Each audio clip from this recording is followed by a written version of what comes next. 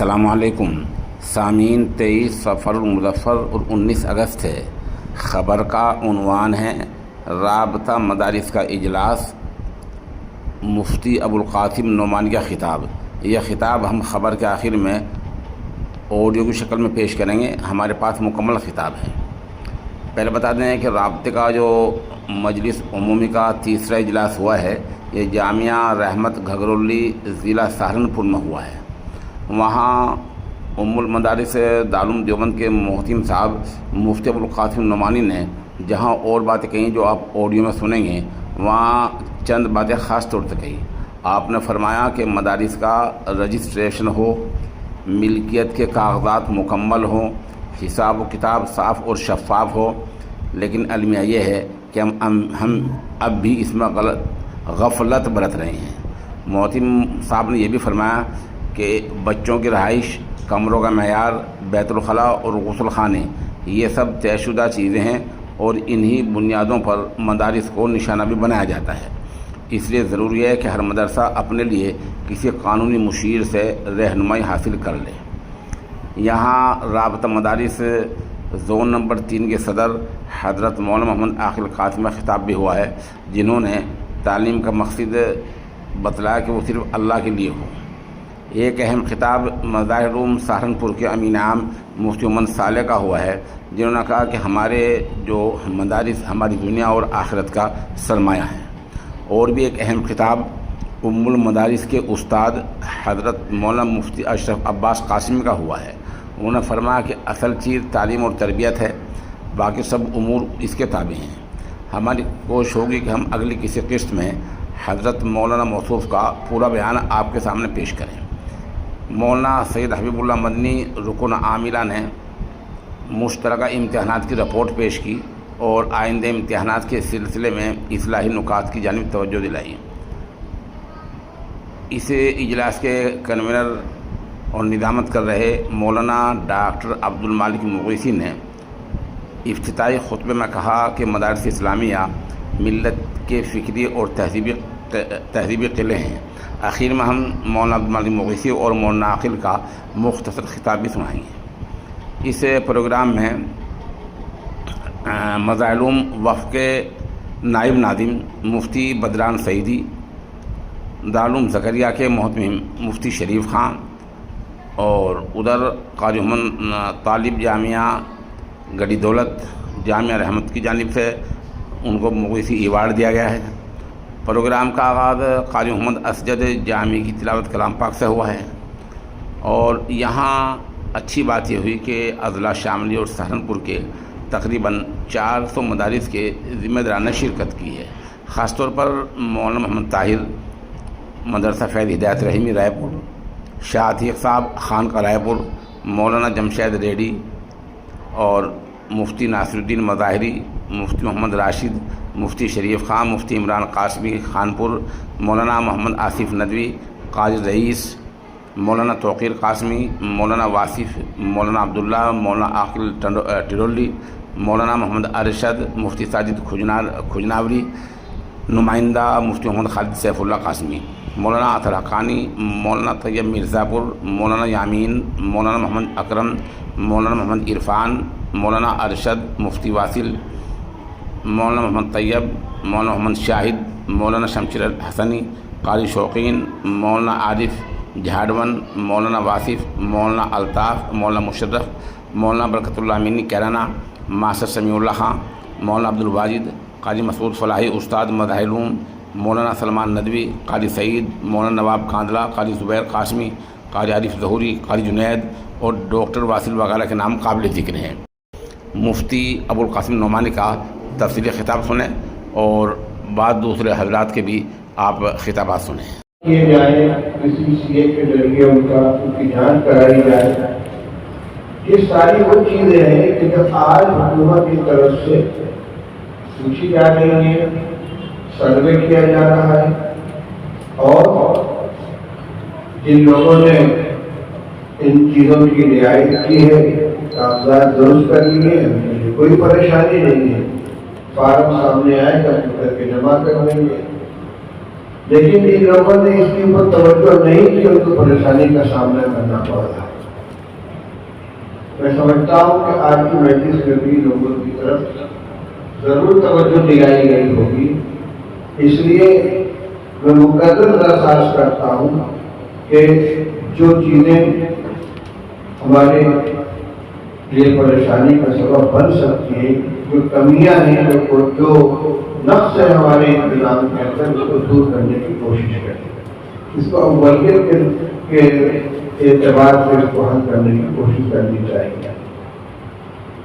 ایک چیز ہم لوگ جو مدارس کے سلسلے میں گفتگو کرتے ہیں تو ایک ہے حق تعلیم،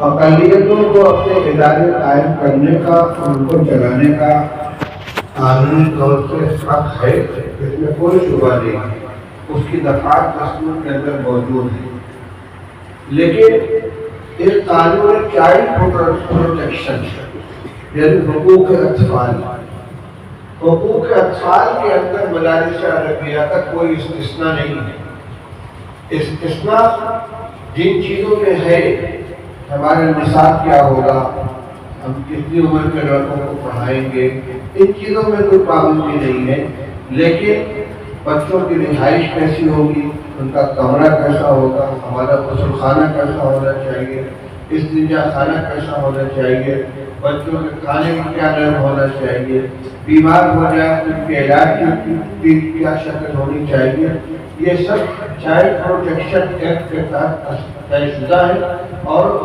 انہی کی بنیاد پر حکومتیں اور قانونی جو سرکاری ادارے ہیں وہ ہاتھ ڈال رہے ہیں، عملداری کر رہے ہیں۔ اس لیے آپ حضرات سے میری گزارش ہے کہ اپنے قانونی مشیرین سے، چاہے وہ وکلاء ہوں چاہے واقفین قانون ہوں، ان سے مشورہ کر کے اپنے مدرسوں کا جائزہ لے کر کے دیکھیں کہ ان حقوق اطفال کے سلسلے میں ہمارے یہاں کیا کمیاں پائی جاتی ہیں، ان کو پورا کرنے کی کوشش کریں، تاکہ کسی راستے سے بھی کسی کو ہمارے مدرسے میں دخل اندازی کرنے کا موقع نہ رہے۔ یہ تو ذکر آ گیا تھا مشکلات اور مسائل کا، تو میں نے یہ بات چھیڑ دی، لیکن مدرسوں کی جو اہمیت ہے، اس کا جو مقام و مرتبہ ہے، اس کے بارے میں بھی عرض کرنا چاہوں گا کہ پہلے کے مقابلے میں آج ان کی اہمیت بہت زیادہ بڑھ گئی ہے۔ پہلے ملت بے عملی کا شکار تھا، یا اور آگے بڑھ کر دیکھیں تو بد عملی کا شکار تھا، لیکن اب براہ راست ایمان اور عقیدے پر حملہ ہو رہا ہے، ارتداد پھیل رہا ہے، تشکیک کی ہوائیں چل رہی ہیں، ہمارے نوجوان تشکیک کا شکار ہو رہے ہیں، ایمان سے ہاتھ دھو رہے ہیں، اور انتہائی شرم کی بات ہے کہ ہماری ہزاروں بچیاں غیروں کے ساتھ جا رہی ہیں، کبھی شادی کے نام پر، کبھی بغیر شادی کی۔ ظاہر بات ہے کہ اس کی وجہ یہ ہے کہ ان کو اپنے ایمان اور اپنے عقیدے کی قدر و قیمت کا علم نہیں ہے، وہ نہیں جانتے کہ ایمان کیا چیز ہے، عقیدہ کیا چیز ہے، اس کی کتنی اہمیت ہے۔ اسی لیے اس وقت رابطہ مدارس اسلامیہ عربیہ کی طرف سے بھی اور تمام ذمہ داران اور اکابر کی طرف سے مکاتب کے قیام اور مکاتب کا نظام چلانے پہ بہت زیادہ زور دیا جا رہا ہے، کیونکہ بنیادی یہ سب سے بڑی بنیاد ہے۔ مکتب کی تعلیم بچوں کے اندر ایمان کی روح پھونکتی ہے، وہ جانتے ہیں کہ مسلمان ہیں، مسلمان ہونے کا کیا معنی ہے۔ حضرت مولانا مفتی کفایت اللہ صاحب رحمۃ اللہ علیہ کی کتاب تعلیم الاسلام جو یقیناً ہم سب نے پڑھی ہوگی، اس کا پہلا سبق کیا ہے؟ سوال تم کون ہو، یعنی مذہب کے اعتبار پر تمہارا کیا نام۔ یہاں سے تعلیم کا آغاز ہوتا ہے، یہی سب سے بڑی چیز ہے جاننے کی۔ بچے کو سب سے پہلے یہ جاننا ہے کہ میں کون ہوں، مذہب کے اعتبار سے میرا کیا نام ہے۔ جواب مسلمان ہے۔ مذہب کا نام ہے اسلام، اسلام کیا سکھاتا ہے، یہ دوسرا سوال ہے۔ اس کے اندر بنیادی تعلیمات کو ذکر کیا گیا ہے۔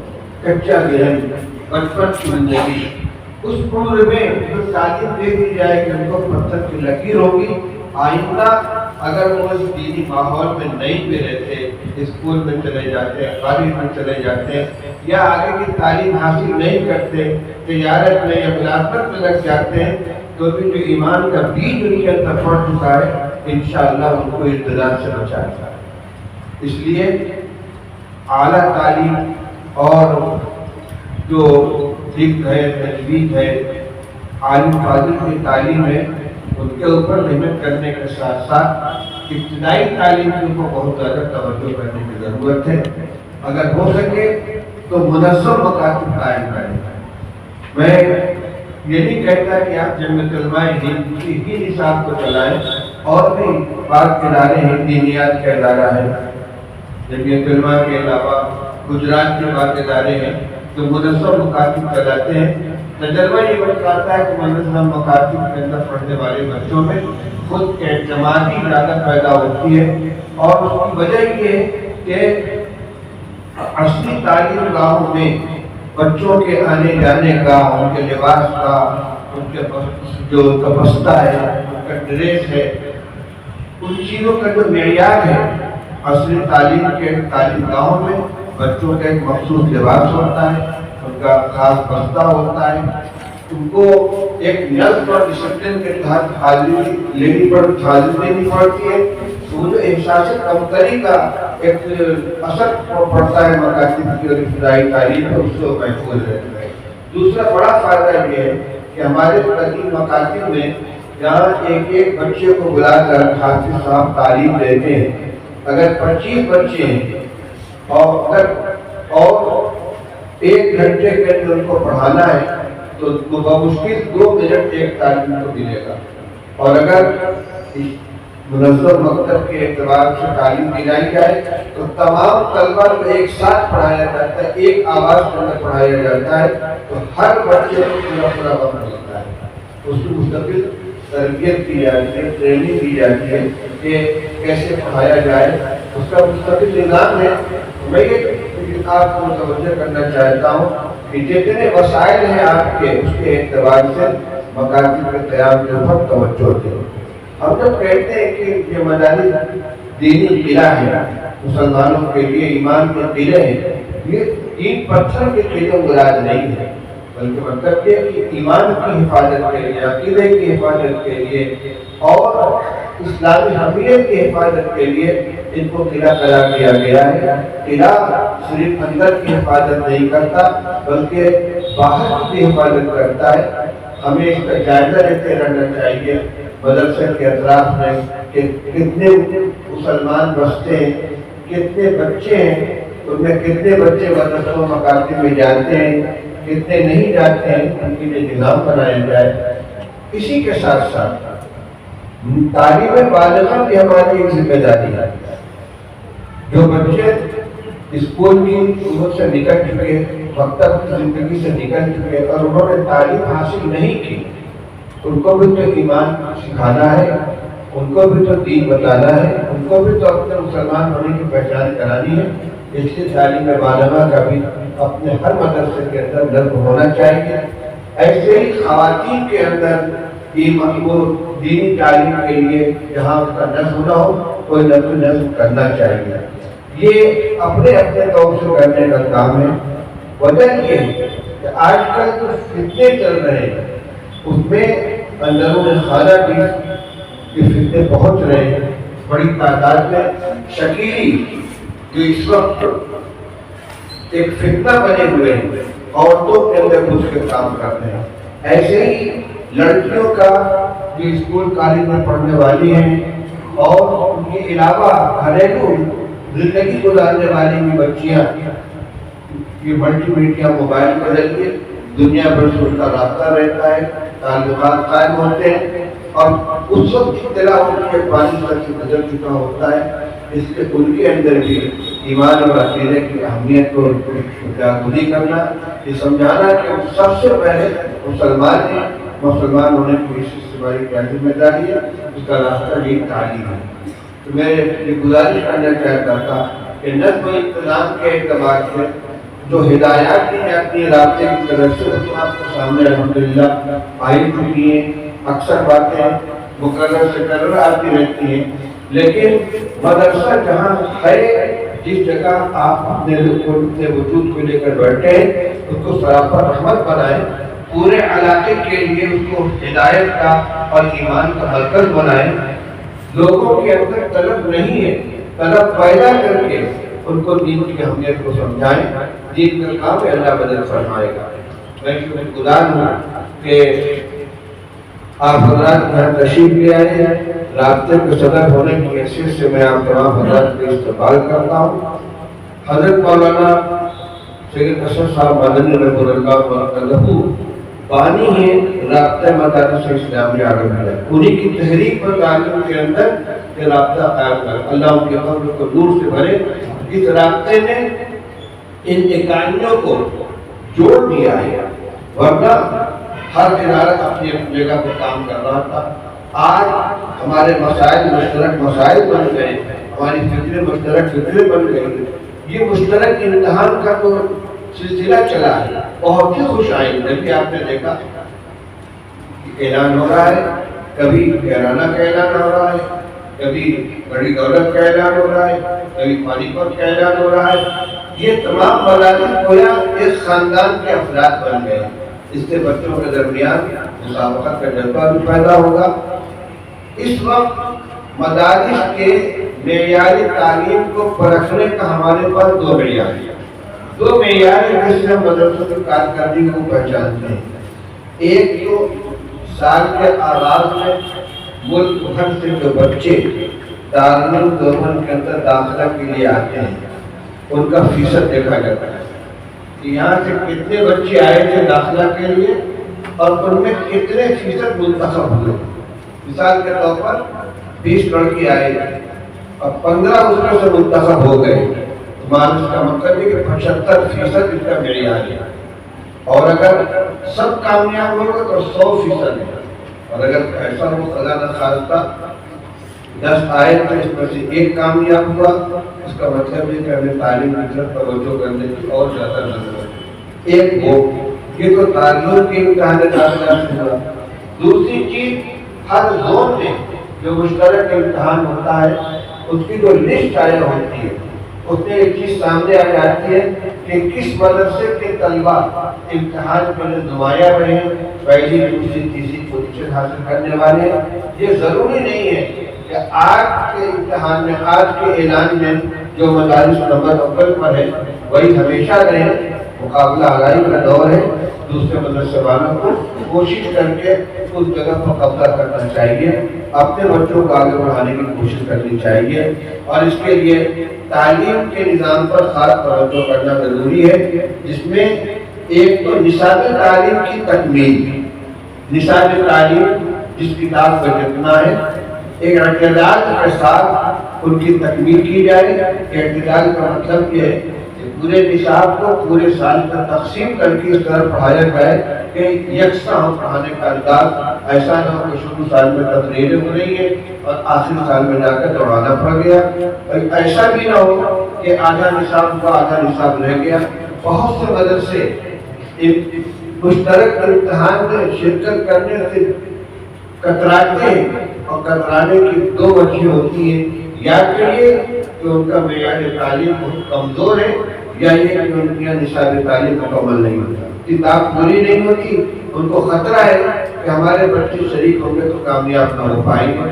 میں یہ کہہ رہا ہوں کہ یہ مشترک امتحان بھی ہمارے مدارس کے معیار تعلیم کو بڑھانے کے اندر معاون بنے گا، مگر اسی صورت میں جب کہ ہم اس کی اہمیت کو سمجھیں اور ان کی ہدایات کو پورے طور سے عمل کرنے کی کوشش کریں۔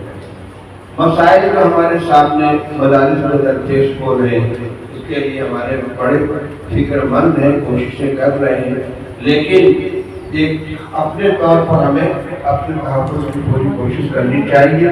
جہاں جہاں کوئی رخنا ہو اس رخنا کو دور کرنے کی پوری کوشش کریں، اور ایک مدرسے میں اگر کوئی پریشانی آتی ہے تو دوسرے مدرسے والے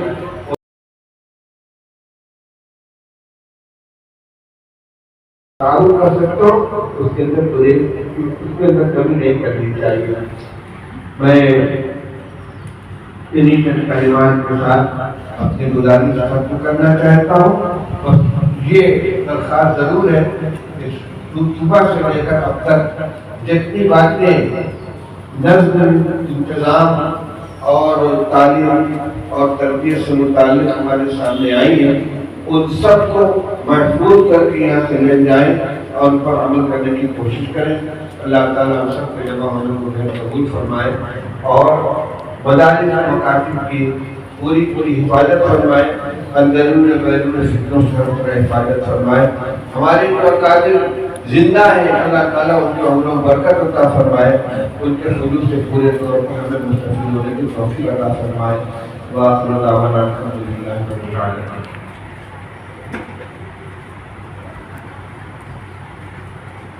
صلی اللہ علیہ محمد وعلى آلہ وصحبہ وسلم۔ ربنا آتنا في الدنيا حسنة وفي الآخرة حسنة وقنا عذاب النار۔ يا حي يا قيوم برحمتك نستغيث اغفر لنا شأننا كله ولا تكلنا إلى أنفسنا طرفة عين۔ يا حي يا قيوم برحمتك نستغيث۔ اے اللہ ہم سب کے جمع ہونے کو قبول فرما۔